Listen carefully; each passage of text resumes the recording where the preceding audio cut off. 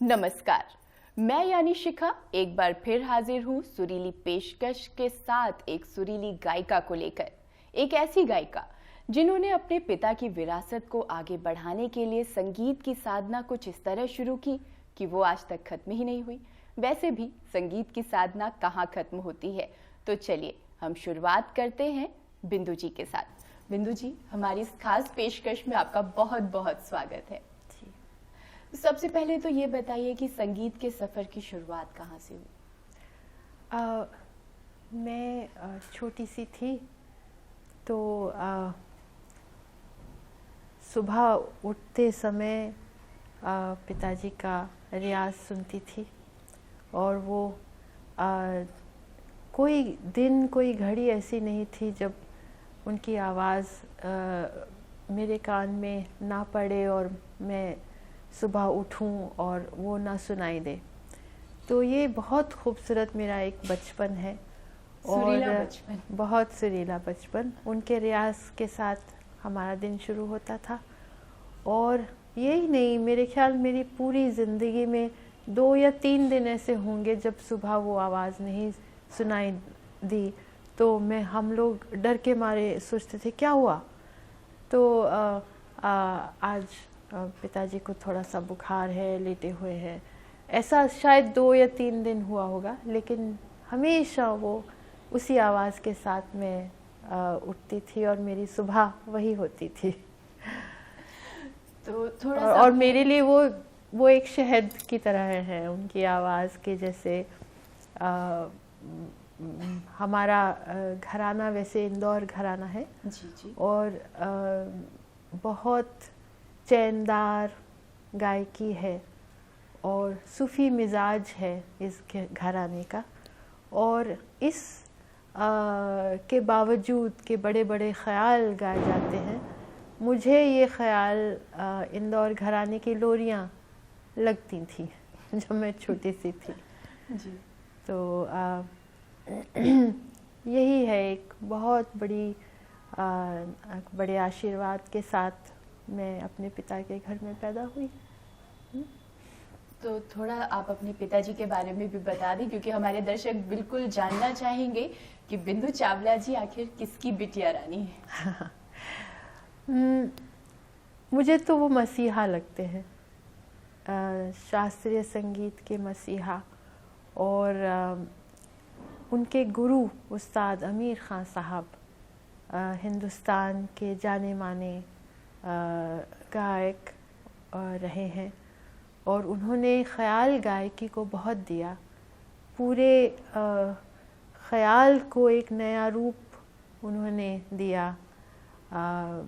वो शायद पिछली शताब्दी के सबसे बड़े दिग्गज कलाकार हैं और पिताजी उनके पट शिष्य रहे। तो जहाँ उस्ताद अमीर ख़ान साहब ने एक ख़याल का दर्शन, नया रूप सुनाया, वहीं पर पिताजी ने उन्हीं ख़यालों के लिए, उसी संगीत के लिए ऐसे ऐसे बोल रचे जो सूफियाना बोल, एक सूफियाना गायकी के लिए सूफियाना बोल रचे और सैकड़ों बोल रचे। कई 100 बंदिशें उनकी हैं और मीठी से मीठी कुछ सुना दीजिए मिठास के साथ। ज़रूर।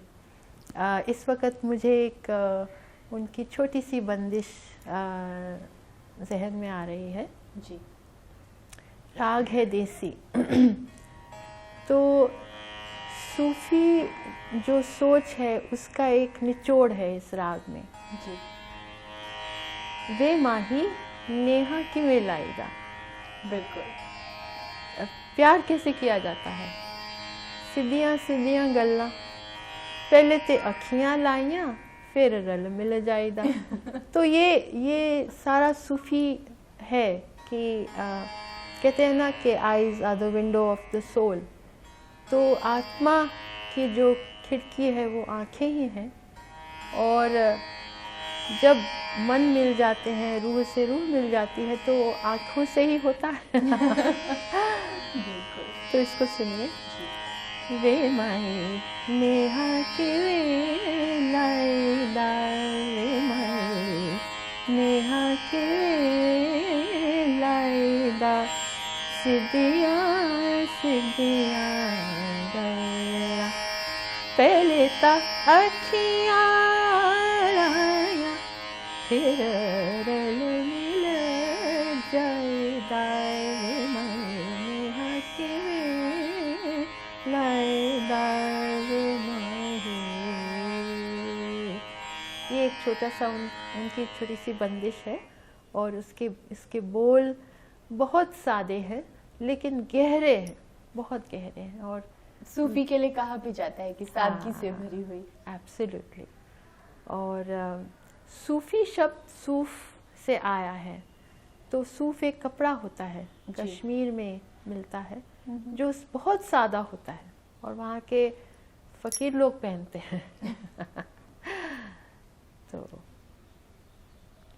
दोस्तों, सूफियाना पेशकश, सुरीली पेशकश पंडित अमरनाथ की बिटिया यानी बिंदु जी के साथ हमारा ये सुरीला सफर जारी रहेगा, लेकिन यहाँ लेंगे एक छोटा सा ब्रेक। ब्रेक के उस पार बातें करेंगे बिंदु जी के बारे में, उनके पिताजी के बारे में और पिता और बिटिया की इस प्यारी सी जोड़ी के बारे में बहुत कुछ जानेंगे, लेकिन मिलते हैं एक छोटे से ब्रेक के बाद।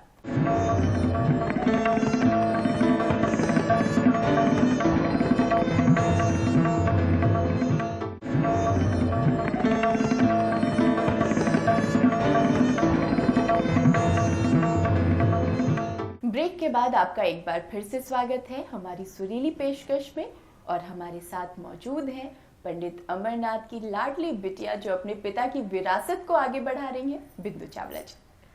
बिंदु जी, ये बताइए कि संगीत के जो अंश है वो तो आपके पिताजी ने आपने बो दिए थे, उसके बाद ये सफ़र कैसे आगे बढ़ा? मेरा सफ़र जो है वो बहुत गहरा रहा। हमारे घराने में रिसर्च बहुत होती है, संगीत की रिसर्च बहुत हुई। मुझे लगता है कि उस्ताद अमीर खान साहब ने जो अपनी गायकी बनाई वो बिना बहुत गहरे और गूढ़ रिसर्च के वो बन नहीं सकती थी।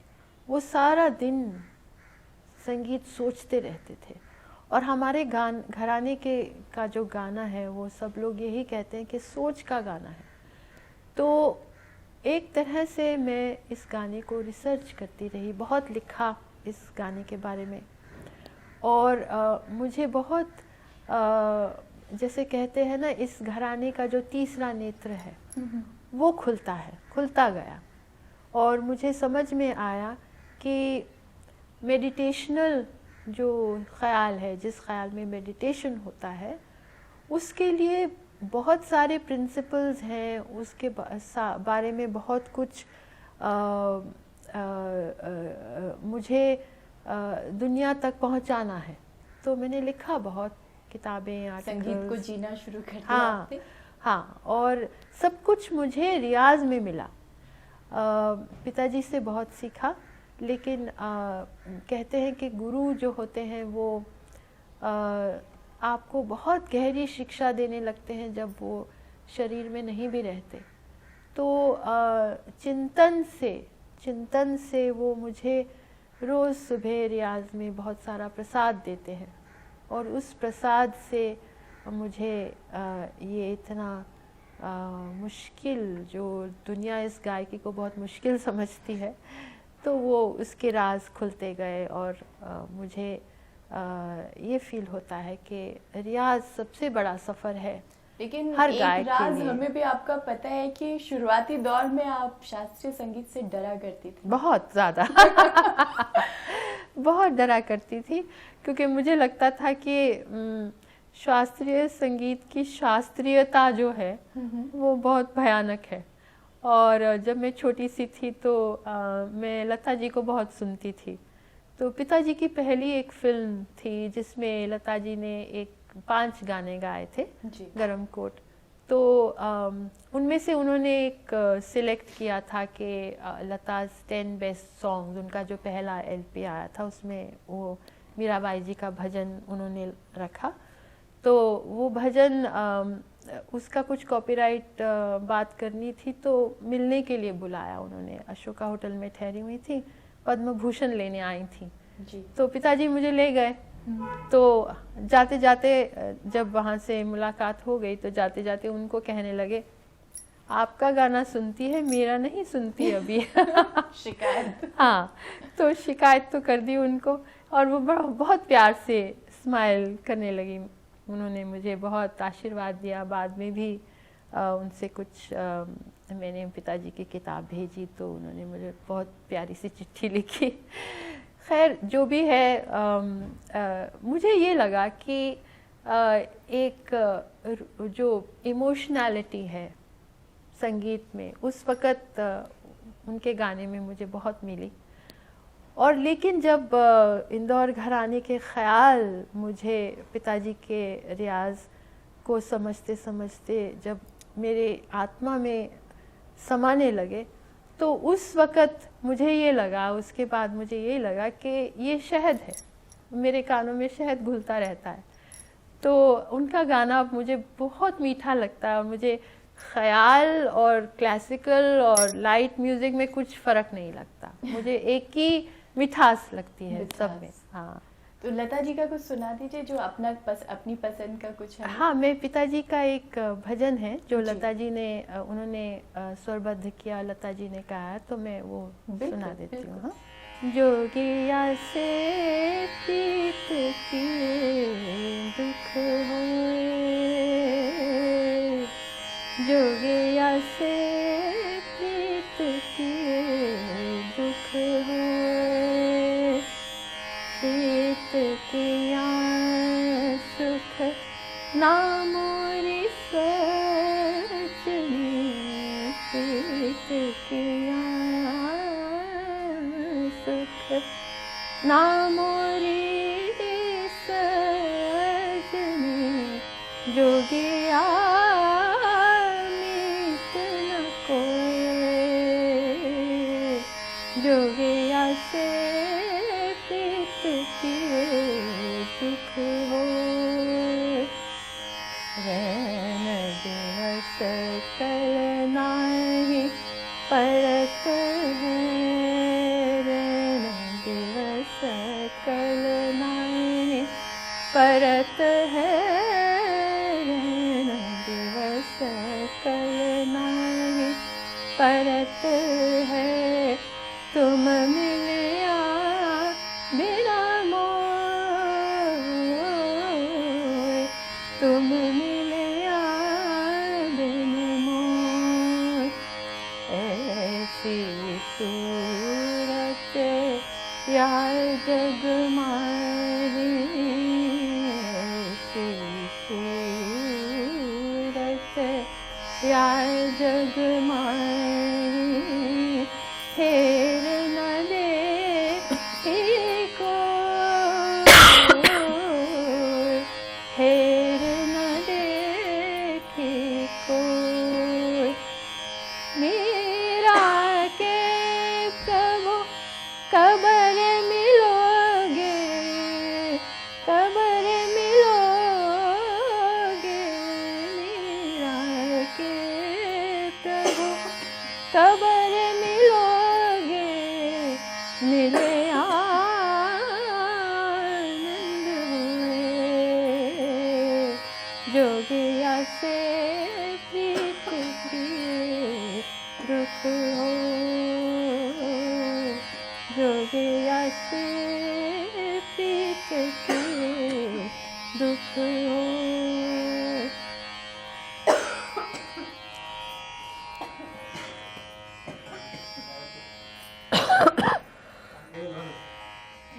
मीरा के प्रभु कबर मिलोगे, कबर मिलोगे, मिले आनंद हुए, जोगिया से प्रीत किए दुख हुए, जोगिया से प्रीत किए दुख हुए। क्या बात है, क्या बात है। आप संगीत से जुड़ी रही, पिताजी की विरासत आप संभाल रही हैं। और अक्सर कहा जाता है कि बेटियां जो होती हैं वो माँ की परछाई होती है। जी। तो ये बताइए आप हमें कि अब तक की उपलब्धियों के बारे में बताइए, जो आपका संगीत का सफर लगातार चलता जा रहा है। जी। कौन कौन से पड़ाव आए इस बीच? पढ़ाओ ये सबसे जो मुझे अच्छा लगा वो मेरी जो किताबें छपी और जो मैंने बहुत लेख लिखे। टाइम्स ऑफ इंडिया के लिए मैं बहुत लिखा, अब वो लोग मेरी एक किताब भी छाप रहे हैं। और मुझे एक टाइम्स फेलोशिप अवार्ड मिला जो मेरे संगीत के रिसर्च को सम्मानित करते हुए मुझे दिया गया।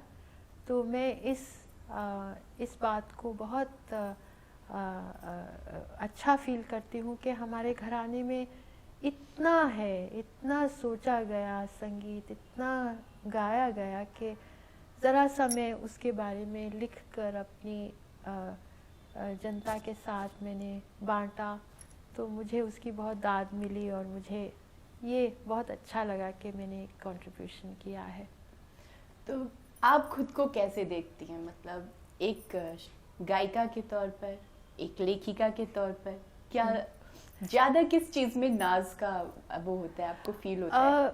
असल में लोग सोचते हैं कि लिखना और गाना फ़र्क है, लेकिन लिखना और गाना फ़र्क इसलिए नहीं है कि सब कुछ जो हम लिखते हैं वो गाने से आता है। लिखना गाने से आता है, गाना लिखने से कभी नहीं आता। ये एक बहुत ये चीज़ हम लोग समझ सकते हैं। अगर आप बहुत सारे शास्त्र भी पढ़ें संगीत के बारे में, तो कोई भी शास्त्र अगर गायक ने नहीं लिखा और या महसूस करके नहीं लिखा गया तो वो शास्त्र, उसमें कोई वैल्यू नहीं है। तो बड़े बड़े जो हमारे पास अब शास्त्र रखे हैं, जो वो सब गायक थे। मतंग मुनि गायक थे, शारंग देव गायक थे, ये बहुत बड़े गायक थे। उनका गाना रिकॉर्ड नहीं हुआ, लेकिन उनकी पुस्तकें रिकॉर्ड होके हमारे पास अभी भी हैं। वो क्या सोचते थे? तो संगीत जो है वो लिखना सिखाता है, लेखन संगीत नहीं सिखाता। और लिखने की वैल्यू जो है वो बहुत सदियों बाद तक चलती है, क्योंकि आप जैसे रियाज में सभी बातें समझ में आती हैं। रियाज में समझ में आता है कि अरे ये आलाप जो है ये तो घड़ी की तरह इसके मूवमेंट्स हैं। हाँ, अवरोही प्रधान होता है। अब आप सोचते सोचते ये नहीं लिख सकते, इतनी गहरी बात है, आप उसको करके ही लिखेंगे, गा के ही। और पिताजी भी मुझे कहते थे, बेटा कोई शब्द मत लिखना जो तुमको गा के उसका प्रमाण ना मिले। अच्छा, तो जैसे और ये भी कहते थे कि तुम्हारा जो लेखन है वो गाने की तरह होना चाहिए। जैसे राग बहता है, वो लिखना भी ऐसे बहना चाहिए, उसमें एडिटिंग नहीं करनी चाहिए, कुछ काट के दोबारा नहीं लिखना चाहिए, क्योंकि वो तो संगीत है, वो भी एक धारा है। डांट भी पड़ती रही होगी पिताजी से? बहुत ज़्यादा। वो बहुत कहते हैं कि जिस शिष्य को बहुत प्यार करे वो गुरु लोग उनको बहुत डांटते हैं। तो मैं तो डांटते ही बड़ी हुई हूँ। डांट खाते हाँ, डांट खाते गाते। हाँ, जैसे कोई भी ऐसी बात कर दी जैसे आप उनको अगर नहीं पसंद आई तो वो शागिर्द से तो मुंह फेर लेंगे, लेकिन बेटी को तो डांटेंगे कि तुम ऐसी बात कैसे सोच ली तुमने, है ना। तो कहते हैं गुरु की डांट जो है वो बहुत ज़रूरी है और बहुत ही खूबसूरत एक प्रसाद है। वो शिष्य का मतलब ही है जिसको डांट पड़े। शीश का मतलब है जिसको पीटा जाए। तो शिष्य का मतलब ही है कि जिसको डांट के बड़ा किया जाए। तो वो सच्चा शिष्य है जिसको बहुत डांट पड़े, वो बहुत बड़ी बात है। और मोटे आप आंसू निकालें, तो हम जब रोते थे किसी बात पे तो कहते थे बहुत अच्छा है, गाने के लिए रोते हो, और भी रो, बहुत अच्छा है, ये रो के ही तो आता है, समझ। तो दोस्तों, बिंदु जी के जिंदगी के सुरीले लम्हों के बारे में और भी जानेंगे, लेकिन एक छोटे से ब्रेक के बाद जल्द हाजिर होते हैं। बने रहिए हमारे साथ। ब्रेक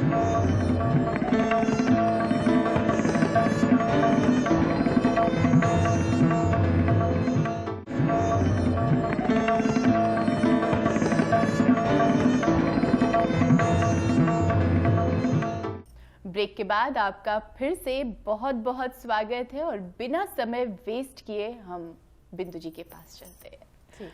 पिताजी के अलावा आपने संगीत किससे किससे सीखा?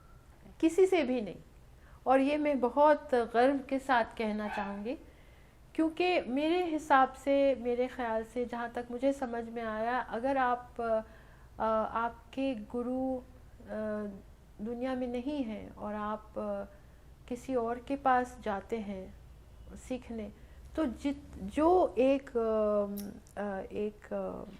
प्रवाह उनका आपके अंदर चल रहा है वो कट जाता है।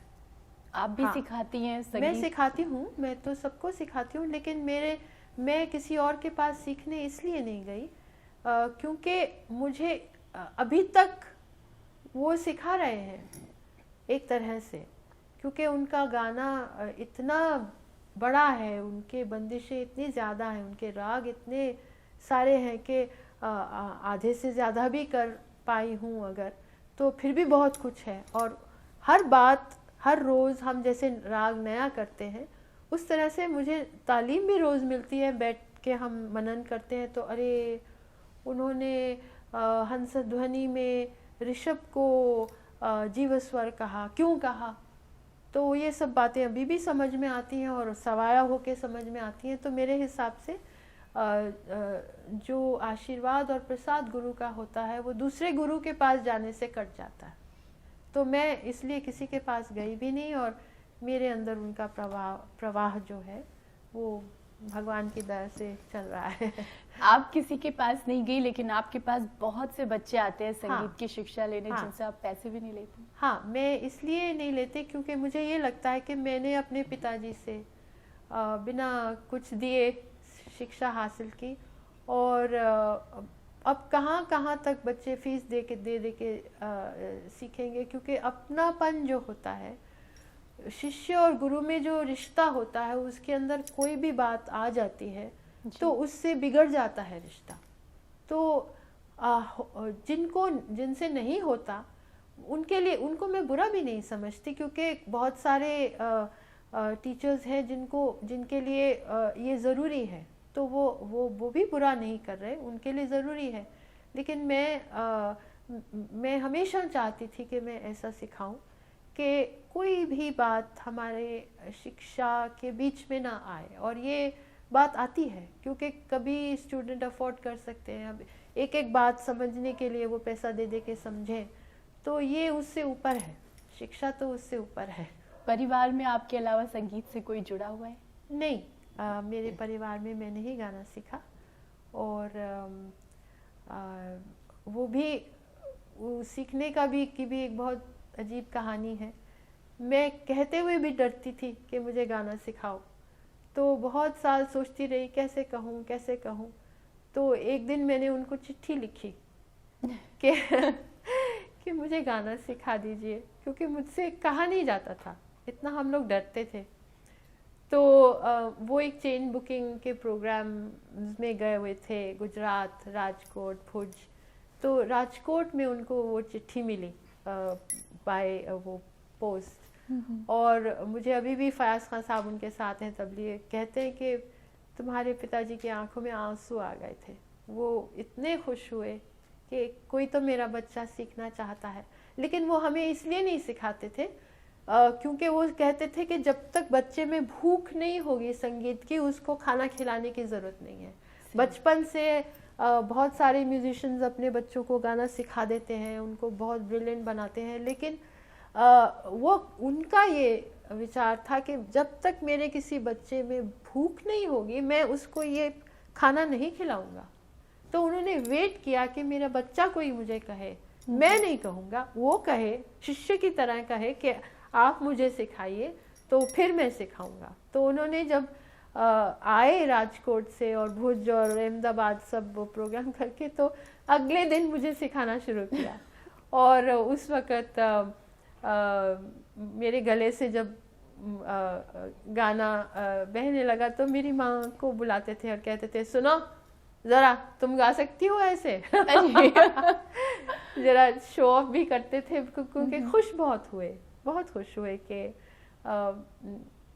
मेरे किसी बच्चे ने भी इस प्रसाद की भीख मांगी, क्योंकि ये तो भिक्षा है। ये ज़रूरी नहीं है कि आप के फैमिली में हो तो आप गाएं। आजकल तो सभी फैमिली ट्रेड बन गया ना, पॉलिटिशियंस भी और फिल्म स्टार्स भी और म्यूजिशियंस भी, और सब लोग अपना फैमिली का काम, वो फैमिली धंधा बन गया है। लेकिन जो गुरु और शिष्य का जो रिश्ता होता है वो फैमिली से बाहर है। वो असल में कहते हैं ना कि चोजन वन, जो आदमी उसके लिए बना है वो ही बना है। और ये भगवान की कृपा है कि आपको आपका शागिर्द आप ही के फैमिली में भेजते हैं। वो कभी कभी भेजते हैं लेकिन ज़रूरी नहीं है, और जब भेजते हैं तो वो बहुत सौभाग्य की बात होती है। तो आपने पिताजी से शिक्षा ली संगीत की, गुरु दक्षिणा क्या दिया आपने? गुरु दक्षिणा में उन्होंने मैं तो उनके पाँव भी छूती थी तो वो कहते थे नहीं बेटियां पाँव नहीं छूती, तो वो मना करते थे। लेकिन गुरु दक्षिणा ये है कि हम उनकी भक्ति करते रहें, उनकी सेवा करते रहें। वही मेरी मैं तो सारा दिन उन्हीं के ध्यान में रहती हूँ और उनके नाम से फाउंडेशन चलाती हूँ, उनकी बरसी करती हूँ हर साल। इस साल हमने पार्लियामेंट हाउस में उनका 87th बर्थ एनिवर्सरी मनाई थी और 15 साल से उनकी बरसी कर रही हूँ। सो जो मुझसे होता है, जहाँ मुझे समझ में आती है, मैं वो करती रहती हूँ। और ये है कि उनका काम समझना और उसको आगे जाके बताना, ये सबसे बड़ी गुरु दक्षिणा है, जो भगवान करे कभी ख़त्म ना हो उसका हम भी यही चाहेंगे कि ख़त्म ना हो। और हम वैसे तो ये भी नहीं चाहते कि जो हमारी ये सुरीली मुलाकात चल रही है वो खत्म हो, लेकिन घड़ी की सुइयां जो है वो इशारा कर रही है कि अब चलना होगा। तो चलते चलते कुछ सुरीला हो जाए, सुना देती हूँ।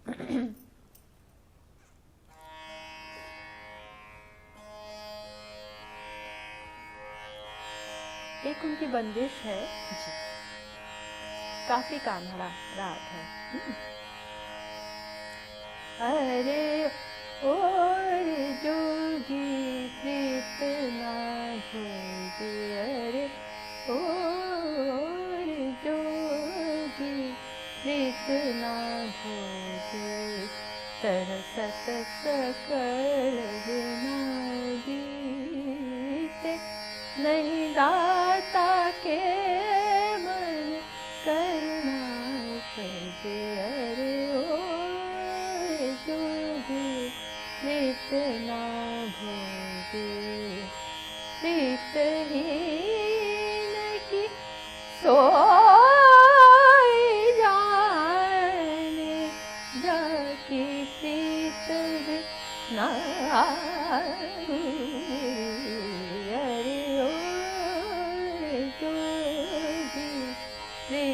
ना भोगे, अरे और जोगी प्रीत ना भोगे।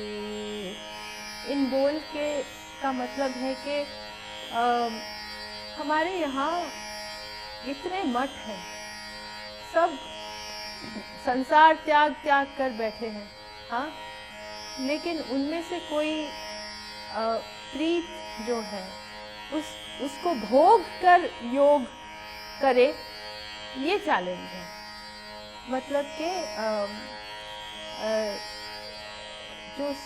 जो संसार में अगर आप बैठ के योग करें तो वो मठ में बैठकर योग करने से कहीं बड़ी बात है। बिल्कुल सही। तपस्या जो है वो संसार में बैठ के आप करें तो और जो प्रीत के दुख सुख होते हैं उसको भोग के करे तो वो सबसे बड़ी बात है।